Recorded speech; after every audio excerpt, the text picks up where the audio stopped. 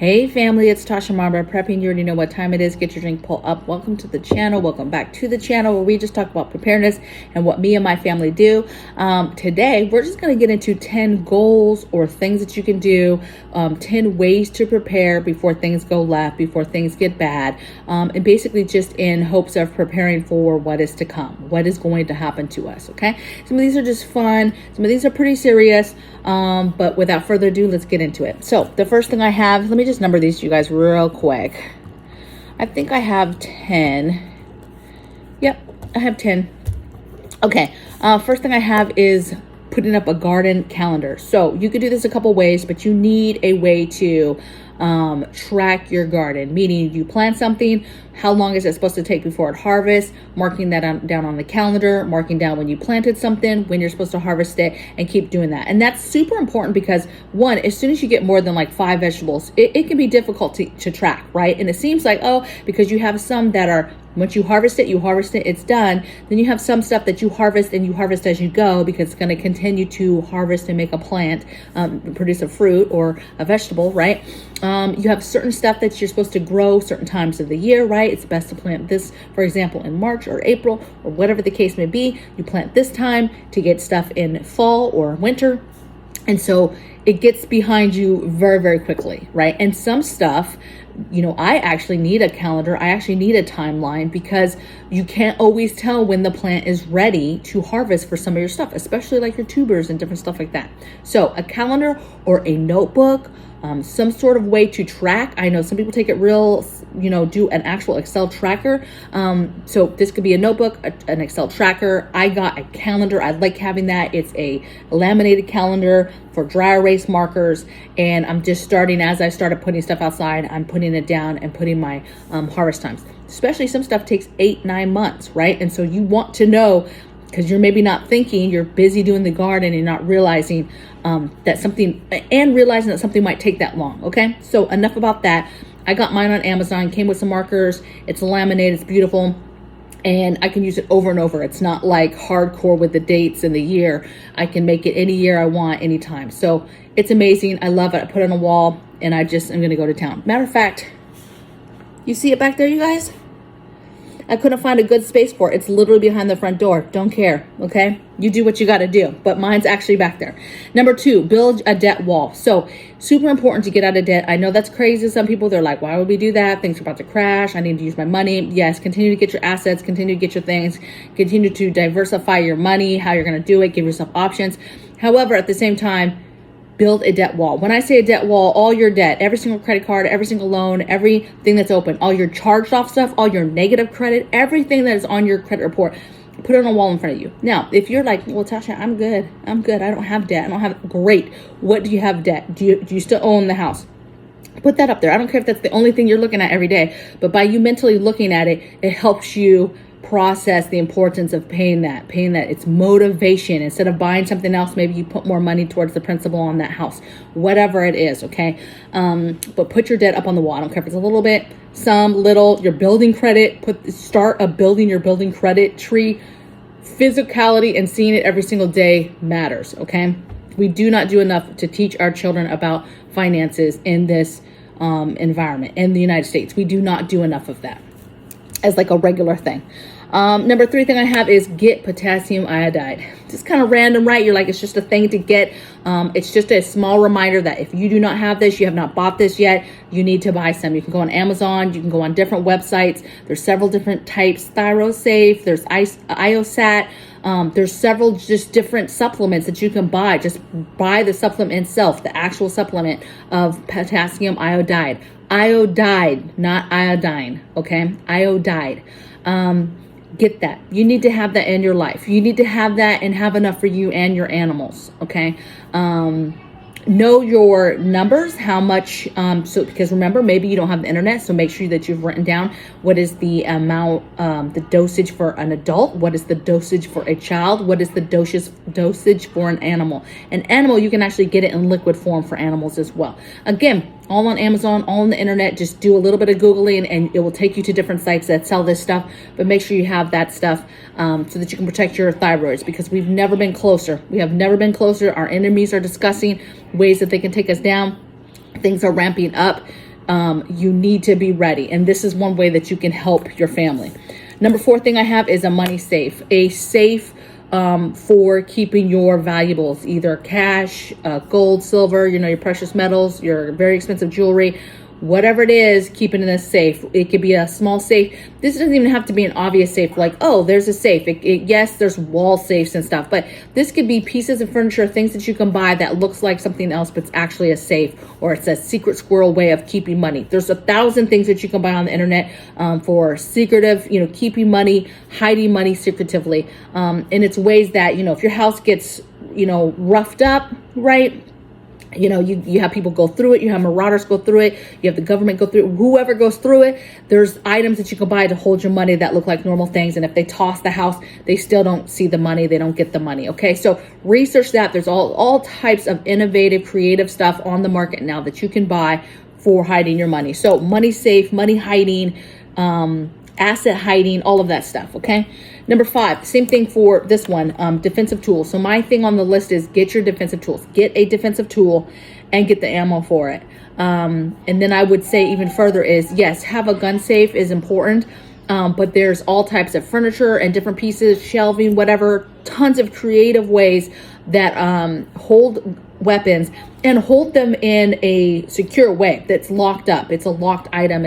But there's all types of creative ways to make people not even realize that there's something there. You can go away from traditional stuff that just like, oh, they do the scan through the house. Oh, there's a huge gun safe in the closet. And yes, you can still have that. You should have a bona fide gun safe and then have, some stuff in it possibly, but there's other stuff that can be hidden in plain sight under lock and key in a more creative way. But my number 5 was actually getting the defensive tool and getting the ammo for it. Number 6 thing I have is buy large water container. This is one of those things that I always say water, food, meds, but water seems to be a difficult area. It's difficult for people to get started. It's difficult for people to understand where they should get started. This is what specifically I want you to do. I want you to get go to your local Ace Hardware, wherever. You can do this online, but it's going to be more expensive, and you're going to pick up a 55-gallon drum. You're going to fill it with water, treat it, and put it in your garage. Put it back in the corner somewhere in the garage. If you don't have a garage, outside, behind the shed, behind the house, behind your condo, whatever it is, on the patio, maybe it's in the house, right? It's in the corner, it's in the closet. Put down some wood, put down that. People be like, oh, if it gets a popped hole and now it leaks on the neighbors or whatever, that could happen, baby, anyway, right? Your kid's gonna be taking a bath and the water, overflows, or you have an accident, or you're not home and something happens. The water heater breaks, whatever, a pipe breaks. That literally can happen with anything, okay? And those containers are super, super strong, super thick. The chances of that are very, very slim, okay? So get that 55-gallon drum, right? Put a piece of wood down, put it in your, and I only say wood to, like, if you had carpet or something that's a little uneven, right? So putting a piece of wood down maybe, and then setting that on there, but filling it up.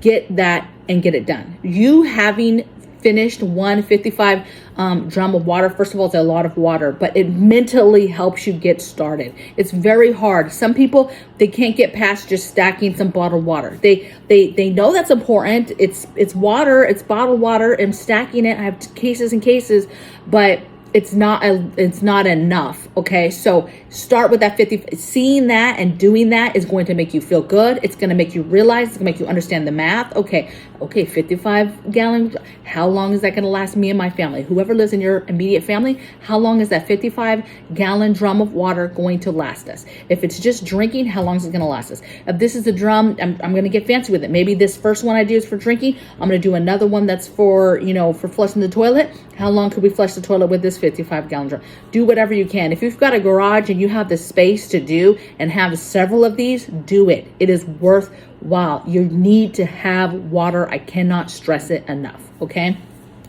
Number 7, stack animal food. And I have a side challenge for you. I want you to stack your snacks and your food for your animals. But my side challenge is this: take one of your animals and come up with how you are going to feed them another way outside of the feed that you are buying for them, the food that you are buying for them. What is another way? And take it a little bit further, like something that you would make with your hands that you can grow, a self-sufficient way, circled way to feed that animal when you can. I'll give you some examples because we've been thinking this through for the animals we have. Our chickens, right? Maybe that is growing microgreens, some kind of sprouts that we're growing that we're able to feed them, okay? Different sprouts from different things, sunflower sprouts, pea sprouts, wheat bran, whatever sprouts, right? That's another thing that we can easily, that grows very, very fast, that we could grow and have for them, okay? What's something else? This is really on the self-sufficient. The other one was just kind of another thing you could do. Self-sufficient cycle would be a worm farm or a mealworm farm, right? Learning how to do that, how to build those and have those. And that is the self-sufficient cycle, self-sufficient protein that you would be able to have for your chickens. That's what I mean. Take one project, take one animal and figure it out. It doesn't matter if you just have a cat or a dog, whatever it is, you figure out, you do the research of what they could eat, you figure out how you could do it and an alternative for them. Maybe it's just preserving food for them in a different way. Try to figure it out how you would do this, okay? That's my challenge on that one. Number 8 is get your home pharmacy built. This is important. You need to think home pharmacy. You need to think home medical room. You need to think, where do I keep all my medical supplies, all my Band-Aids, all my bandages, my blood pressure cuffs, my, you name it, your saline, nose, nasal things, your everything. Where do you keep it? You have this space that's dedicated. This could be a dresser in a closet, okay? But you have a space that's dedicated to medical supplies, your tourniquets, your this, your that. It's all right there. And then of course you have your med section where you have your medical stuff, your medicines, right? This can be your creams, your burn creams, this is everything medical, This can be just think supplies and think meds and build it up however it's going to look for you. Think it out. Number 9 I have is start weaning your family off of preservative foods, of prepackaged foods. Me and my family, I did that video a few days ago about 10 things that I don't buy anymore. And I mentioned on that video that there was a couple things that my family didn't even know, hadn't even noticed that I've stopped buying and stopped using. And we talked about it as a family. We actually ended up coming up with a pact that we're not going to throw anything out. We're going to continue to eat what's here, right? But we are not moving forward from the day we made the pact. We are not buying any more prepackaged, preservative-filled stuff.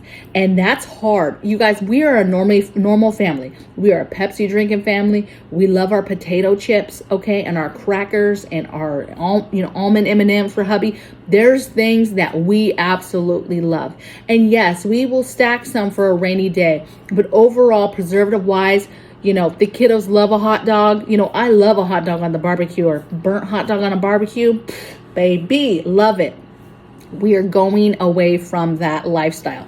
We're not going to throw anything out. We're going to continue to eat down what's here, but we are no longer going to spend money on anything prepackaged, filled with preservatives. We're not doing it. And I'm telling you, already feeling it in a positive way when it comes to the grocery bill. When you go to make the list and you say nothing with preservatives, I mean, that's serious. That is serious, okay? And you're saying, hey, if there's certain things you want, how could we make it? How can we make it ourselves so that it doesn't have the preservatives? So it's not that we're shying away from sugars and salts and stuff like that, but we're shying away from foods that have other ingredients in them that we do not even know, that are unhealthy for us and obviously do not help our wallets whatsoever. When you can take something and make it and it has, it's less, 14 ingredients less, and of those 14 that you just shed, you don't even know what they were. That's what we're going to be moving towards. So it's cool because we finally made, as a family, a pact. And trust me, it's gonna be hard. It's gonna be hard here, even just in a couple days when there's no more chips, okay? Or there's no more Pepsi. It's gonna be hard, okay? So wish us luck, pray for my family, but this is something that you can do. It is a way to prepare because it's a way to minimize, eliminate, get used to living with less, doing with less, whole ingredients type of living, which is what we personally are trying to move towards.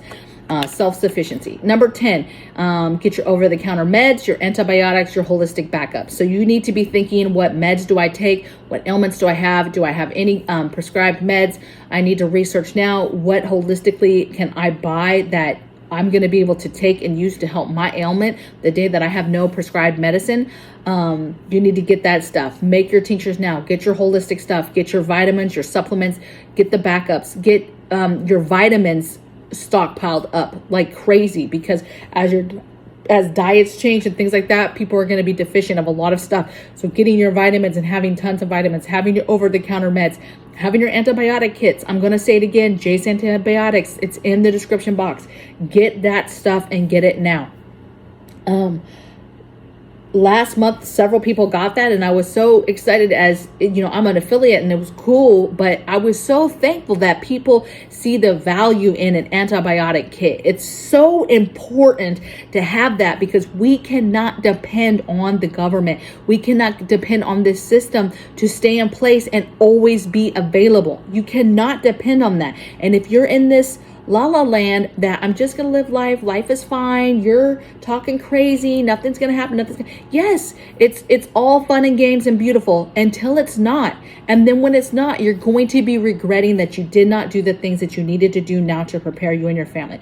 Get your food, water, and meds in your home, right? And that includes having antibiotics, so that when your little ones or your significant other, your kids, whoever is having a situation and needs antibiotics to heal them, get that. And I don't even care how you have to get them. If you're getting antibiotics a different way and you're like choosing not to do the JASE case because of the price, then that is fine. But get antibiotics in your family right now. JASE case just makes it easy in the sense of it puts it all together. You get to actually talk to a doctor and do the whole and have the case and have it done. And you could do that for all the adults in your house if you wanted to, and have plenty of antibiotics stocked up. Okay. Super important. I talked about the iodide, potassium iodide. With that, get your CBR gear. If you do not have your gas mask for every member in your family, the suit, you don't have all that stuff ready to go for all your family members in your house, you need to get that stuff. Again, I have the affiliate link. You don't even have to use my links. You know, if you get this feeling like, oh, she's talking about all her affiliates, I have my affiliates because they matter, okay? This is life-saving gear. This is life-saving stuff. And if you do not have your gas mask yet, shame on you. We've never been closer. That I cannot stress how important that is, that you get that gas mask suit. You get the gas mask and the suit, right? You get your canisters. And then as your budget allows, keep getting the canisters. Keep getting the canisters as your budget allows. Get your backups. Okay, wait 2-3 months. Get some more backups. Whatever your budget allows, okay? It is, I can't stress it enough, you guys. Things are going to get crazy. Things are going to get wild. You know, some of this stuff is fun. I'm getting ready to just pour myself into my garden. That's my safe place. That's my step outside. The world is crazy, but I'm just going to move at the pace of the garden. I'm going to watch things grow, watch things. I'm excited to watch perennials and different things come back from last year, right, that I planted. I'm excited to see the garden come alive, right? You know, I just... You know, we're stressed over here in the sense of we're trying to find a home, but we're still working on a little bit of debt. And, you know, it's stressful. It's stressful with the timeline and what is happening. And a lot of people think we're just, you know, to be honest, batshit crazy with wanting to move in the time frame that we're trying to move. And but in my heart and soul, we need to push forward. We need to try everything in our power to get where we need to be. And if at the end of the day, everything crashes down around us and we're not able, we don't make it, then we don't make it. But if we did not try to push towards that goal until we cannot push anymore, we're going to always be regretting that decision. Always going to be, you know, not to mention it hinders us from doing certain things that we want to do in life, being here on this property. Okay. So hopefully these 10 things are motivating. Some of them are fun. Some of them are a little stressful, but hopefully you're updating your list. You're making sure that you're, you know, filling your holes. If there's something here that triggered, you know, a thought process of an area or something that you still needed to get, something you still needed to do. You know, hopefully that was what, you know, at a minimum, you got something out of this. Okay. So it's Saturday. I hope you guys have a great weekend. Thank you for those of you that joined us on the premiere yesterday. We do premieres every Friday here on this channel. It's not a full premiere. It's a recorded video, but I'm live in the chat talking with you guys, which I absolutely love because the video can go, and I can have fun chatting with you guys the whole time. live chat during the live chat in the premiere. So I really enjoy that. Obviously, if you haven't joined us over at Patreon, we're having a good time over there, digging deep, going a little bit further with things. I'm not censored like I am over here, so I can talk about, you know, either topics that I can't talk about over here, and I can absolutely speak more of my mind as far as my opinion and going farther down the rabbit hole with different things, conspiracy theorists, whatever you want to call different things. When things come up in the world and it's crazy and it's definitely a topic I can't talk about over here, you know, my patrons, they ask me all the time, hey, can you cover this? Can you talk about this? Can we do this? Whatever. And obviously you have more access to me. We have our Discord channel as well, where we discuss stuff and talk every day. So you have a little bit more with me over on that side of things. But if not, you can't afford it, that's fine. We're going to continue to give you free content over here for as long as we can. And I guess that's it. I'll see you guys next time on the next video. You guys have a great weekend. Bye.